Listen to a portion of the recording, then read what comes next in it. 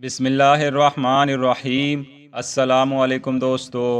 حضرت سیدنا علی المرتضیٰ شیر خدا رضی اللہ تعالی عنہ سے مروی ہے، جب آپ صلی اللہ علیہ وسلم کے پاس قبیلہ تئی کے قیدی لائے گئے تو ان قیدیوں میں ایک لڑکی بھی تھی۔ ان قیدیوں کو جب آپ صلی اللہ علیہ وسلم کے سامنے بٹھایا گیا تو وہ نوجوان لڑکی کھڑی ہو کر کہنے لگی، اے محمد صلی اللہ علیہ وسلم، اگر آپ بہتر سمجھے تو مجھے آزاد فرما دیں اور قبائل عرب کو مجھ پر نہ ہنسائیں، کیونکہ میں اپنے قوم کے سردار حاتم طائی کی بیٹی ہوں، اور بے شک میرا باپ اپنی قوم کی حمایت کرتا، قیدیوں کو آزاد کرتا، بھوکوں کو سیر کرتا، کھانا کھلاتا، سلام کو عام کرتا اور کسی ضرورت مند کو کبھی خالی ہاتھ واپس نہیں لوٹاتا تھا۔ لڑکی کی زبان سے اس کے باپ حاتم طائی کی یہ صفات سن کر پیارے آقا صلی اللہ علیہ وسلم نے ارشاد فرمایا، اے لڑکی، یہ سچے ایمان والوں کی صفت ہے۔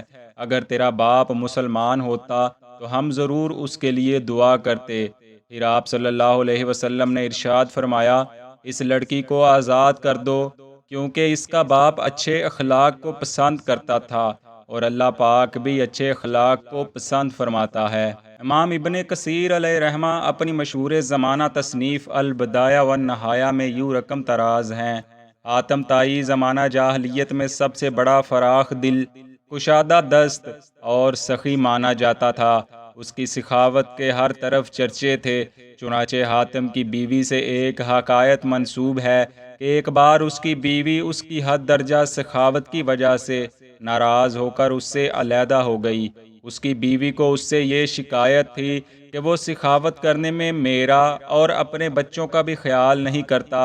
اور جو کچھ بھی گھر میں موجود ہو وہ ضرورت مندوں میں تقسیم کر دیتا ہے۔ بیوی کا خیال تھا کہ اس طرح وہ اس کا اور اپنے بچوں کا خیال رکھنے لگے گا، لیکن اس سے بھی اس کی دریا دلی اور سخاوت میں فرق نہیں آیا۔ البتہ جیسا کہ اس کی بیوی کا بیان ہے، اس کے باوجود اس نے اپنی بیوی بچوں کی کفالت میں کمی نہ آنے دی، بلکہ وہ جب کبھی سفر سے لوٹتا تو اس کے لیے کوئی نہ کوئی تحفہ لاتا اور اسے بیچ دیتا تھا۔ حاتم طائی کی سخاوت کے قصے عربی میں کثرت سے نظم کیے گئے ہیں، جن میں سے کچھ ابھی تک زبان زد خاص و عام چلے آتے ہیں۔ البتہ اس کی سخاوت کی بنا پر اس کے ناجی یعنی مغفور ہونے کے بارے میں اہل اسلام کو ابھی تک کلام رہا ہے۔ حافظ ابو بکر البزار اپنی مسند میں ابن عمر رضی اللہ عنہما کے حوالے سے بیان کرتے ہیں کہ ایک روز ابن عمر رضی اللہ عنہما کی موجودگی میں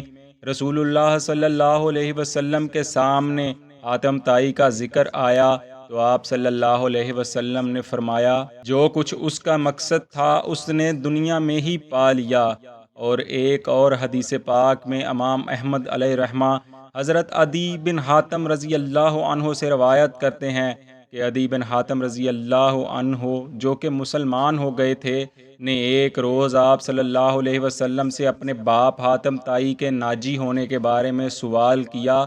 تو آپ صلی اللہ علیہ وسلم نے فرمایا، تمہارے باپ نے جو چاہا دنیا ہی میں پا لیا، یعنی آخرت میں اس کے اجر کی امید نہ رکھی جائے۔ اس کا مطلب یہ ہے کہ دنیا میں کوئی شخص اپنی تمام تر سخاوت اور دنیوی خوبیوں کے باوصف خدا پر ایمان بغیر اس کی مغفرت کا حقدار نہیں ہو سکتا۔ اللہ پاک ہمیں راہ ہدایت پر چلنے اور اس پر قائم رہنے کی توفیق عطا فرمائے، آمین۔